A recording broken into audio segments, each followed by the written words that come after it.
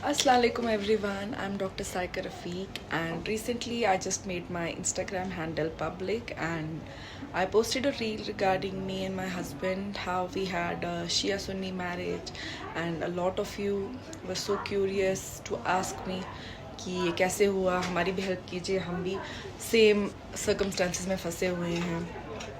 तो एक नहीं दो नहीं, I think almost 150 to 200 people texted me personally also कि प्लीज़ हमारी हेल्प कीजिए। तो ऐसे तो I am a mother and a full time doctor, मेरे पास इतना टाइम होता नहीं है, but I decided to help you all.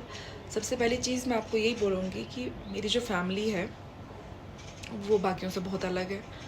वो एक ओपन माइंडेड और खुले ख्याल वाली और आज़ाद सोच वाली फैमिली है, इसीलिए मेरे लिए इतना डिफ़िकल्ट नहीं था। मे बी आप लोग टिपिकल फैमिलीज़ में हैं जिसमें कास्ट सिस्टम को बहुत सीरियसली लिया जाता है।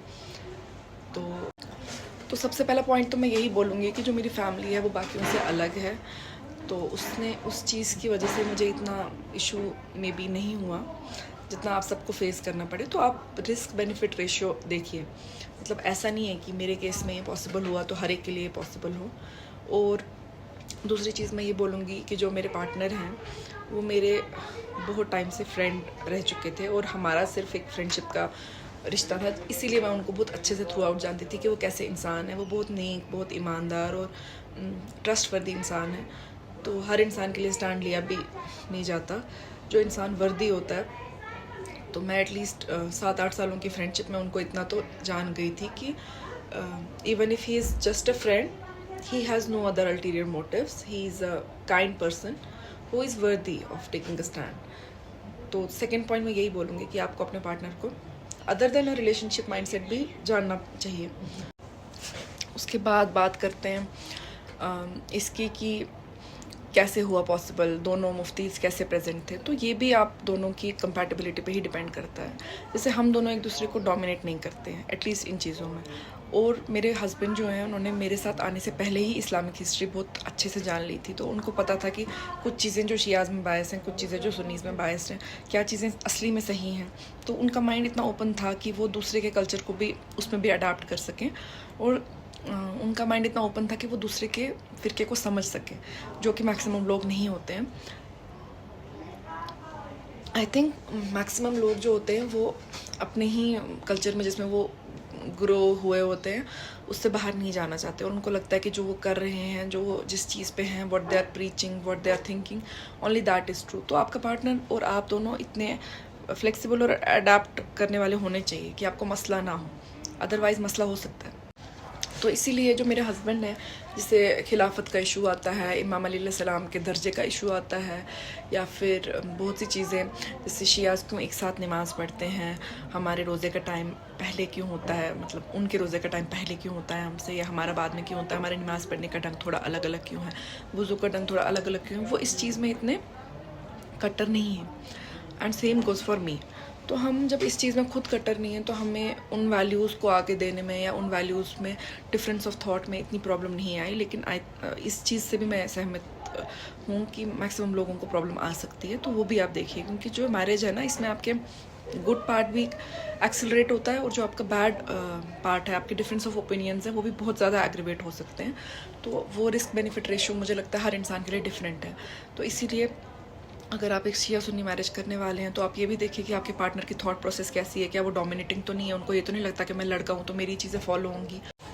तो जो इख्तिलाफ हैं वो मैं यही कहूँगी कि अगर आप सेम सेक्ट के भी हैं, इख्तिलाफ फिर भी आपकी मैरिज में आ सकते हैं, लेकिन आप दोनों एक दूसरे को कितनी अच्छे से समझते हैं, आप एक दूसरे की कितनी रिस्पेक्ट करते हैं, और सबसे बड़ी चीज़ कि आपका दिमाग कितना खुला है कि आप नई चीज़ों में अडाप्ट हो सके, आप देख सकेंगे क्या कहीं गलत है, क्या सही है, और क्या पता मैं भी कुछ ऐसी चीज़ें फॉलो कर रहा हूँ जो बचपन से गलत है। जैसे तदबीर है, अपने आप को बीट करना है, जंजीरें मारना है, तो मैं इनके अगेंस्ट हूँ, शुरू से हूँ, even before marrying a person of another sect. तो मेरी फैमिली भी इस चीज़ के अगेंस्ट थी कि कोई खुद को जंजीर नहीं मारेगा, कब सेल्फ हार्म नहीं करेगा। तो ये चीज़ें पहले मैंने खुद समझी। अगर मैं ही कट्टर रहती कि नहीं जो मेरी चीज़ है वही सही है और दूसरा सेक्ट ही गलत है, तो मैं कैसे खुले मिजाज की और खुली सोच वाली बन पाती। आपको खुले माइंड वाला होना बहुत ज़रूरी है, आपकी फैमिली का खुले माइंड वाला होना, आपका, आपके पार्टनर का, ताकि एक स्मूथ और पीसफुल मैरिज जा सके। तो इसीलिए बी ओपन। बाकी अगर कोई कहे कि मेरे लिए बहुत ही ईजी था, तो वो भी सच नहीं है, क्योंकि जो मेरे ग्रैंडफादर है, मेरे दादू, वो शिया फेडरेशन जम्मू की जो है उसके हेड है। तो you can imagine what kind of social status he had.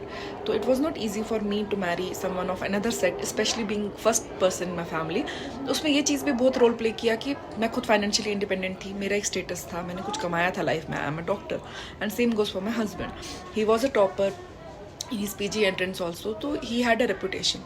Other than that हम फाइनेंशियली इंडिपेंडेंट हैं। अगर कोई बेरोज़गार होगा और वो दूसरे सेक्ट का होगा, तो obviously it will be difficult. या अगर मैंने लाइफ में कुछ कमाया नहीं होगा, मे बी मेरे थॉट को, मेरे ओपिनियन को इतना दर्जा नहीं दिया जाएगा। तो आई थिंक सबसे पहले आपको खुद किसी मुकाम पे होना चाहिए, आपके पार्टनर को किसी मुकाम पे होना चाहिए, फाइनेंशियली इंडिपेंडेंट रहिए और कुछ ओहदा कमाइए, इज़्ज़त कमाइए लाइफ में, कि आपके भी थॉट प्रोसेस को वजूद दिया जाए। ये बहुत ज़रूरी है फॉर बोथ ऑफ यू। तो इसीलिए मैं कहूँगी कि आप खुद फाइनेंशियली इंडिपेंडेंट होइए, एक रुतबा कमाइए, अपने पार्टनर को अच्छे से जानिए और दीन की हेल्प लीजिए कि दीन में क्या चीज़ें अलाउड हैं, क्या नहीं हैं। ऊपर वाले की डोर थामिए, ऊपर वाले से मदद मांगिए, उनसे ही इस्तिखारा कीजिए कि आपके लिए क्या सही है, क्या गलत। तो फिर कोई इंटरकास्ट हो, कोई कुछ हो, ये चीज़ें मैटर नहीं करती हैं। दो बंदों की कंपैटिबिलिटी, आपस में अंडरस्टैंडिंग ही अल्टीमेटली आपकी लाइफ में कितनी पीस है और सक्सेस है और हैप्पीनेस है, वो डिटरमिन करती है। तो जो भी मेरे ब्रदर्स एंड सिस्टर्स हैं जिन्होंने मुझे अपनी प्रॉब्लम्स बताई DM में, मैं तो उनको यही बोलूँगी कि हर इंसान के सर्कमस्टेंसेस डिफरेंट हैं, लेकिन जो आपके कंट्रोल में है वो ये है कि आप अपनी लाइफ का होल्ड लीजिए, आप फाइनेंशियली इंडिपेंडेंट बनिए, अपने पार्टनर को मोटिवेट कीजिए कि आपके हाथ में अगर फाइनेंशियल इंडिपेंडेंस होगी, कोई पावर होगी लाइफ में, तो आपकी डिसीजंस को कंसिडर किया जाएगा। दूसरी चीज़, आप ओपन माइंडेड रहिए, आप अपने पार्टनर को भी फ्लेक्सिबिलिटी दीजिए टू बी, और रिस्पेक्ट कीजिए एक दूसरे की, और अल्टीमेटली अपनी फैमिलीज़ को, ये बहुत ज़रूरी है कि आप अपनी फैमिलीज़ को कॉन्फिडेंस में लें। अगर आपकी फैमिलीज़ कॉन्फिडेंस में हैं, अगर आपकी फैमिलीज़ मुतमईन हैं कि ये जो बच्चे हैं हमारे, ये इतने काबिल हैं, इतने लायक हैं, इनका माइंड इस मुकाम पे है कि ये अपने लिए सही और गलत चुन सकें, तो आप उनको कॉन्फिडेंस में ज़रूर लें, क्योंकि उनके कॉन्फिडेंस के बिना, फैमिली के सपोर्ट के बिना, आपको कितना भी अच्छा पार्टनर मिले, आपकी लाइफ स्मूथली नहीं जाएगी। दोनों फैमिलीज़ को कॉन्फिडेंस में लें, रिस्पेक्टफुल रहें उनके डिसीजंस के लिए भी, और अल्टीमेटली सारे रिस्क्स और बेनिफिट्स को साथ में लेके डिसीजन कीजिए। कोई भी डिसीजन इजी नहीं होता। व्हाटएवर रोड यू चूज़, उसमें उसकी डिफ़िकल्टीज़ और उसकी आसानियाँ दोनों होती हैं, प्रोज एंड कॉन्स दोनों होते हैं। तो वो दोनों चीज़ों को आप वे कीजिए अपने अकॉर्डिंग।